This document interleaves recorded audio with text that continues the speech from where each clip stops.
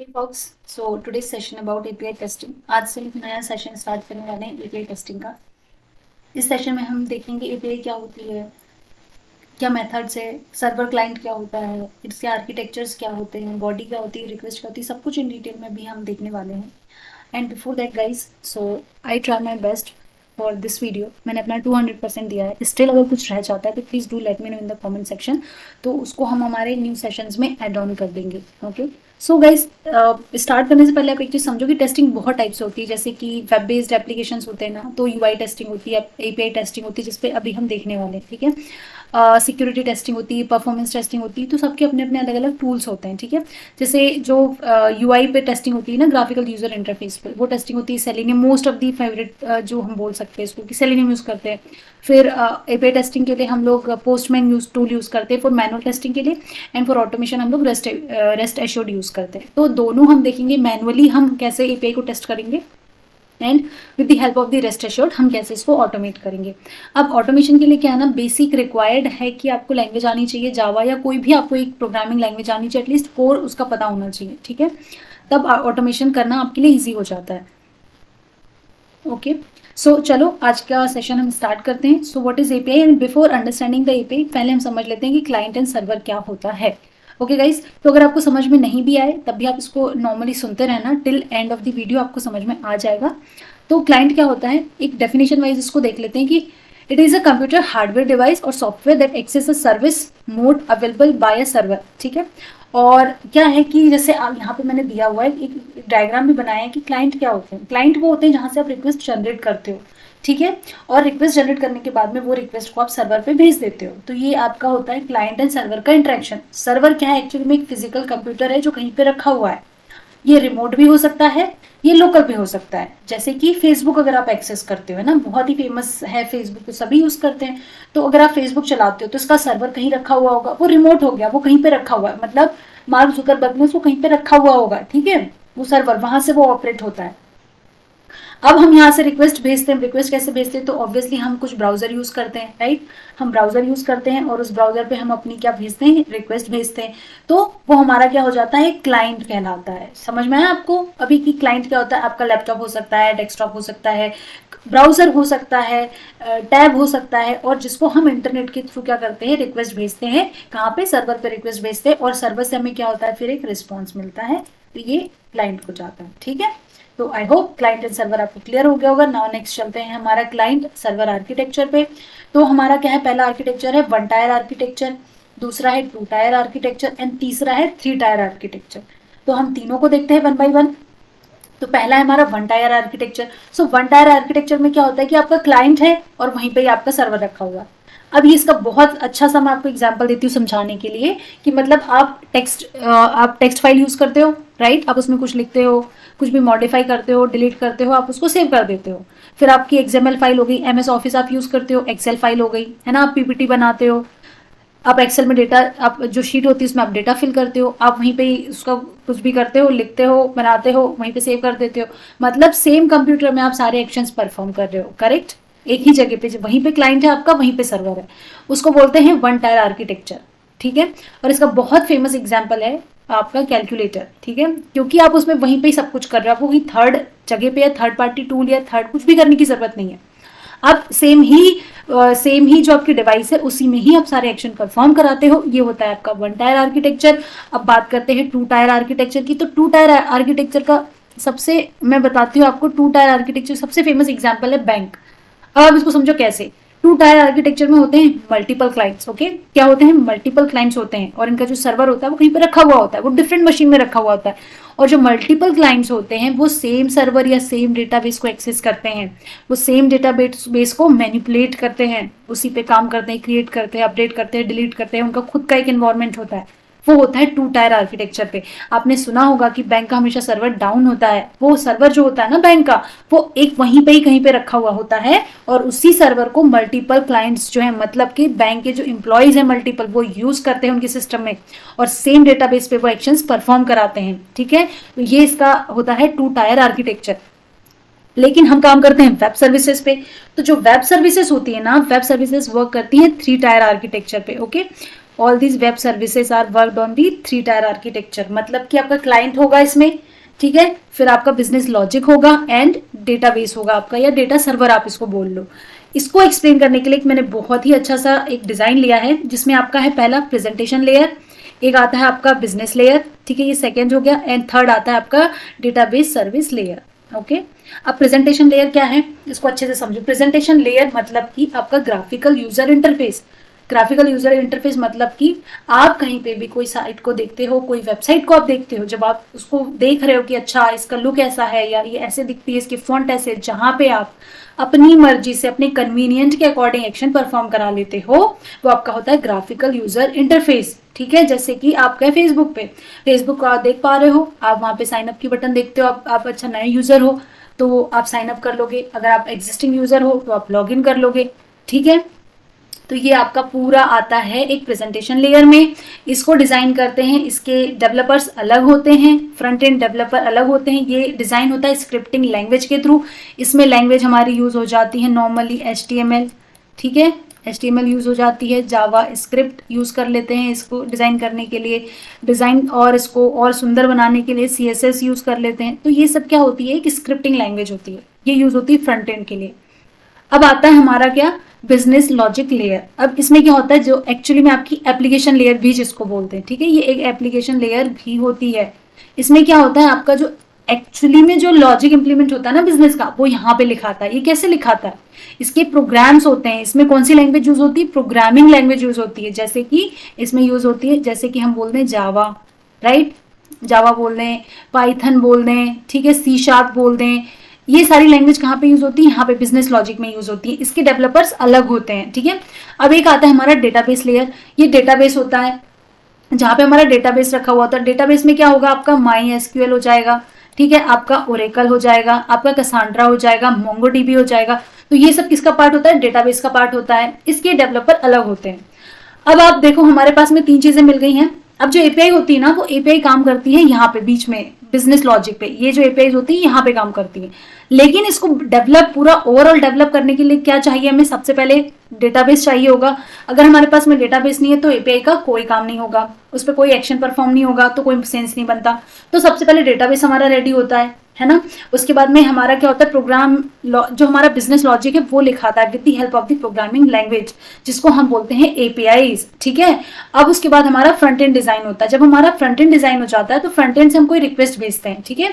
अगर front end से हमने कोई रिक्वेस्ट भेजी तो वो पहले API के थ्रू यहाँ पे जाएगी, इसके बाद में वो डेटाबेस में जाती है, और जो रिस्पॉन्स होता है सेम फ्लो में रिस्पॉन्स काम करता है, पहले यहाँ जाएगा और फिर उसके बाद में यहाँ पे जाएगा। ये एक वर्क फ्लो होता है, ठीक है।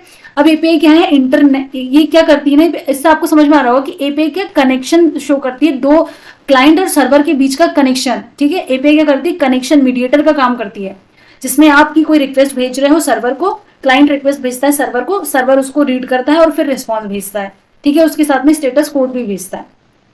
तो इतना आई होप आप लोगों को क्लियर हुआ होगा कि क्लाइंट सर्वर का आर्किटेक्चर क्या है। उसके बाद हम चलते हैं, नेक्स्ट हमारा आता है एप्लीकेशन प्रोग्रामिंग इंटरफेस। और इसको थोड़ा सा ज्यादा अच्छे समझने के लिए मैंने कुछ एग्जांपल्स लिए हैं। तो इसको ऐसे देखो कि it is a way for 2 और more computer programs to communicate with each other. मतलब कि API से 2 और 2 से ज्यादा जो प्रोग्राम्स होते हैं वो एक दूसरे के साथ में कम्युनिकेट कर सकते हैं। जैसे कि फॉर एग्जाम्पल मैंने एक पहला एग्जाम्पल लिया है कि यहाँ पर एक क्या बैठा हुआ है, एंड यूजर बैठा हुआ है, ठीक है। ये है हमारा एंड यूजर। एंड यूजर ने अपना डेस्कटॉप ओपन किया, उसके डेस्कटॉप में क्रोम खुला हुआ होगा या कोई दूसरा ब्राउजर जैसे फायरफॉक्स खुला हुआ होगा या सफारी खुला हुआ होगा, ठीक है।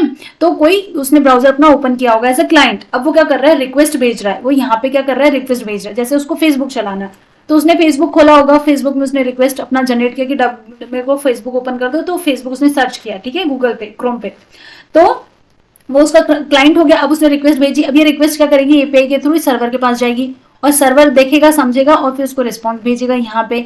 अब ये अलग चीज है कि वहां पे वो वैलिडेट करेगा उसमें सारी चीजें सही है कि नहीं, वो सारी बात की चीजें वो जब हम पूरा API को डिटेल में पढ़ेंगे तब हम उस सारी चीजों को कवर अप करेंगे। बट हाई लेवल पे आप इसको अभी समझो कि API से रिक्वेस्ट गई सर्वर के पास, सर्वर से वापस आया रिस्पॉन्स, रिस्पॉन्स फिर गया अब वापस क्लाइंट के पास, ठीक है।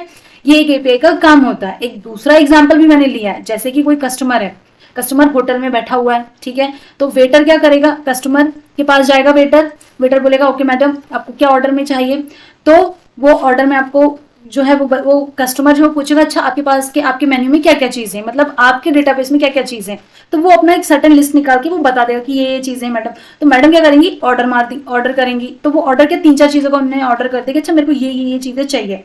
तो जो ये वेटर है ये क्या करेगा, शेफ के पास जाएगा और शेफ को बताएगा कि देखो ये वाली यहाँ से इस वाली जगह से मुझे ये ऑर्डर आया है, इस वाली टेबल नंबर से मुझे ये वाला ऑर्डर आया है। तो शेफ क्या करेगा, पहले उस ऑर्डर को देखेगा, ओके अच्छा वो बना सकता है क्या, टाइम है क्या, सामान है क्या, वो बोलेगा ओके ठीक है एक्सेप्ट कर लेगा, फिर वो रेडी करके वापस वेटर को देगा एज अ रिस्पॉन्स, और वेटर क्या करेगा, वापस ले जाके कस्टमर को डिलीवर कर देगा। ठीक है, तो ये हमारा एक हो जाता है एपीआई का काम, मतलब वेटर क्या हो गया, हमारी एक एपीआई हो गई। ओके, अगर यहाँ पे अब वो शेफ चेक करेगा कि भाई प्रॉपर है कि नहीं सारी चीजें, फिर वो मना करेगा नहीं करेगा, वो वैलिडेशन का पार्ट है, वो एक अलग चीज है, वो हम बाद में देखेंगे इन डिटेल में। ठीक है, तो आपको समझ में आया ना कि वेटर यहाँ पे क्या है, एक एपीआई है। ओके, सो एक मीडिएटर का काम कर रहा है। नाउ नेक्स्ट क्या है कि टाइप्स ऑफ एपीआई। तो मार्केट में 2 टाइप की एपीआई है, one is SOAP and one is REST API. Full form आप याद रख लेना, सोप का होता है simple object access protocol, REST का होता है रिप्रेजेंटेशनल स्टेट ट्रांसफर, और सोप जो है वो आउटडेटेड है या ओल्ड हम उसको बोल सकते हैं। रेस्ट मार्केट में आजकल बहुत ज्यादा चल रही है, लाइट वेट होती है, स्टेटलेस होती है। सोप एक्सएमएल ही टाइप सपोर्ट करती है, रेस्ट मल्टीपल टाइप सपोर्ट करती है जैसे एचटीएमएल, एक्सएमएल, जेसन, और दोनों ही वेब सर्विसेज हैं। ठीक है, अब इंटरव्यू का सबसे फेवरेट क्वेश्चन होता है इंटरव्यूअर का, एपीआई वर्सेस वेब सर्विसेज। ठीक है, एपीआई क्या होती है, वेब सर्विसेज क्या होती है। अब आप इसको ऐसे समझो कि web services is an API wrapped in HTTP। ठीक है, all web services are API but all APIs are not web services. इसको हम देखेंगे, बहुत इंपॉर्टेंट है।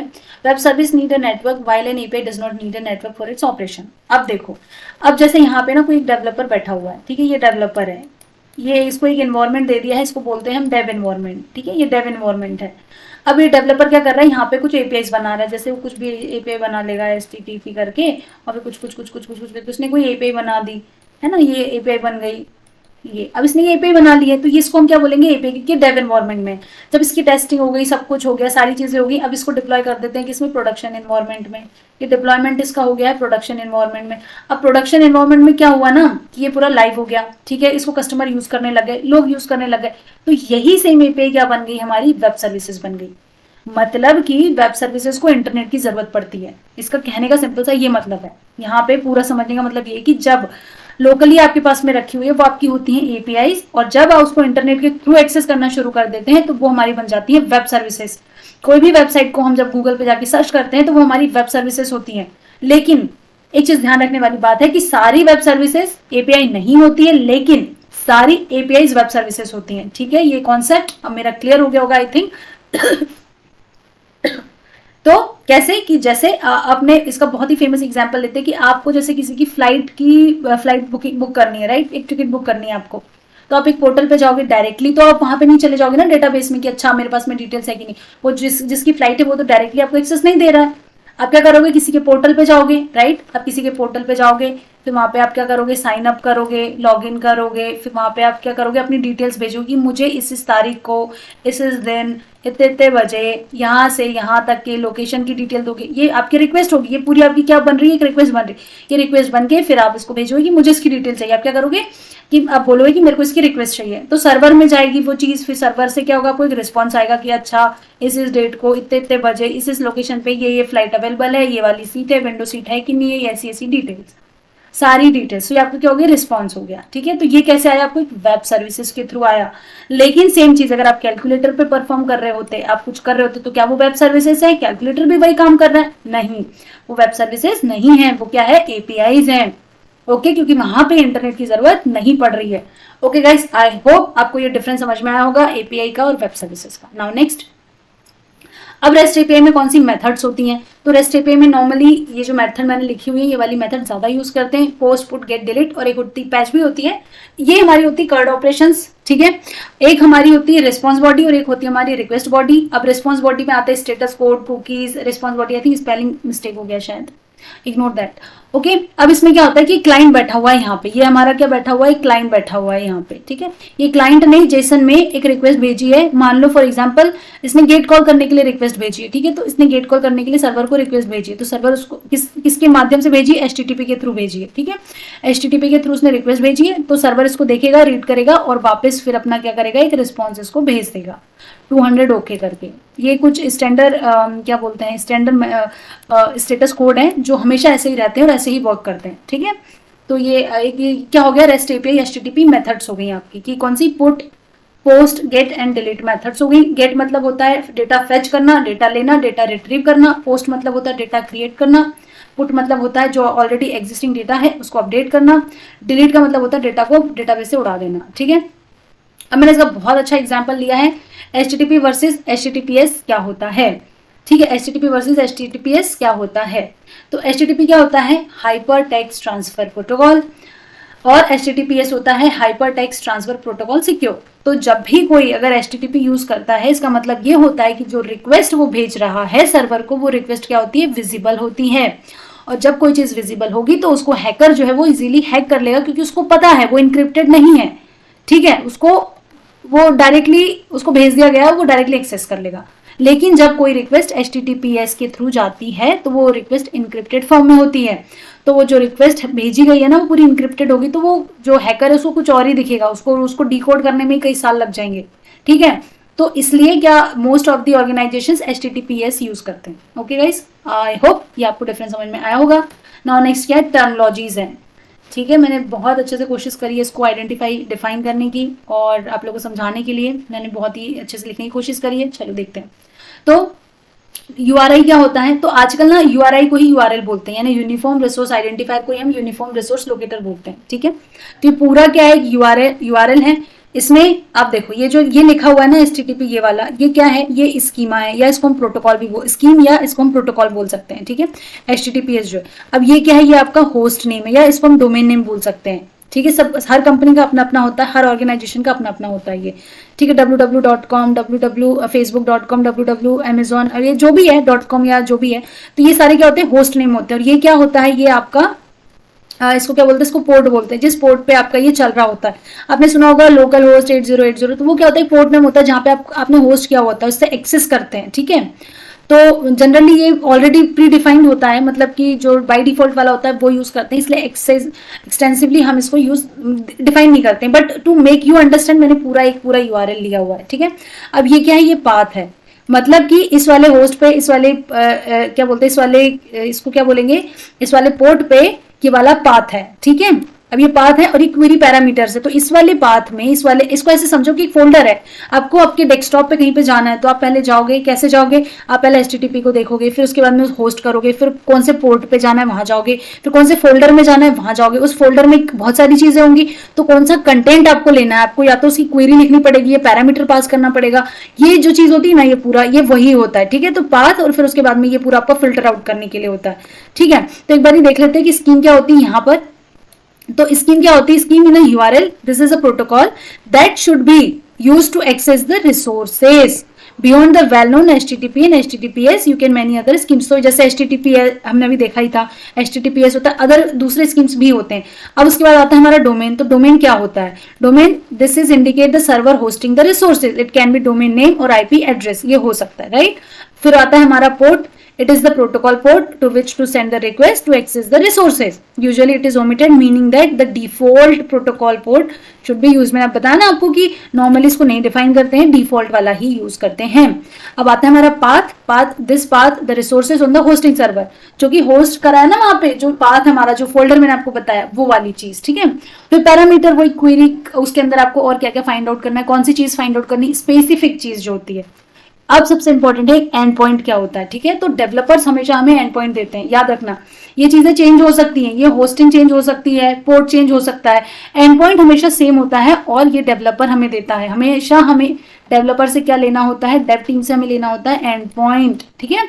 एंड पॉइंट क्या होता है, ये वाला होता है। इसको ऐसे समझो कि जैसे ये आपका प्रोटोकॉल है, ये आपका होस्ट है, ये आपका क्या था, पाथ था, पाथ के अंदर वाला ये वाला फोल्डर में हमें जाना था, राइट। तो ये पूरा क्या हो जाएगा हमारा, एक ये पाथ हो जाएगा, समझ रहे हो आप इस चीज को, ये पूरा हमारा पाथ हो जाएगा। तो ये पूरी टर्मोलॉजीज है जो कुछ यूज करते हैं, अगर कुछ हम भूल भी रहे होंगे तो आप लोग मुझे कमेंट करके जरूर बताना, या फिर मुझे जैसे याद आएगा, मुझे कुछ पता चलेगा तो मैं नेक्स्ट सेशन में ऐड ऑन कर दूंगी। Okay, now next is feature of resources. अब फीचर ऑफ रिसोर्सेज क्या होते हैं, ठीक है। So feature of resources, feature means क्या होता है कि in normal manual testing term में हम उसको क्या बोलते हैं कि कोई फंक्शनैलिटी को हम टेस्ट कर रहे हैं, या कुछ फीचर आया, नया फीचर आया, उसको हम टेस्ट कर रहे हैं, तो उसको हम बोलते हैं फीचर। अब रिसोर्स क्या होता है, ठीक है। तो रिसोर्स और feature actually same kind of होता है, क्योंकि हम जब नॉर्मल टेस्टिंग परफॉर्म कर रहे हैं तो उसको फीचर बोल रहे हैं, जब हम एपीआई टेस्टिंग परफॉर्म कर रहे हैं तो हम उसको रिसोर्स बोल रहे हैं। Is the term in API testing referring some functionality. Okay, और अब आता है हमारा payload, body in the HTTP request and response. ये क्या होता है, हमारा पेलोड होता है, रिक्वेस्ट पेलोड, और एक होता है हमारा रिस्पॉन्स पेलोड, ठीक है। और ये पेलोड के through with the help of the payload and URL हम कुछ एक्शंस परफॉर्म कराते हैं, ठीक है। जैसे पहला एक्शन होता है हमारा क्रिएट का। क्रिएट मतलब कि हम डेटाबेस में कुछ क्रिएट कर रहे हैं, कुछ न्यू एंट्री कर रहे हैं, ठीक है।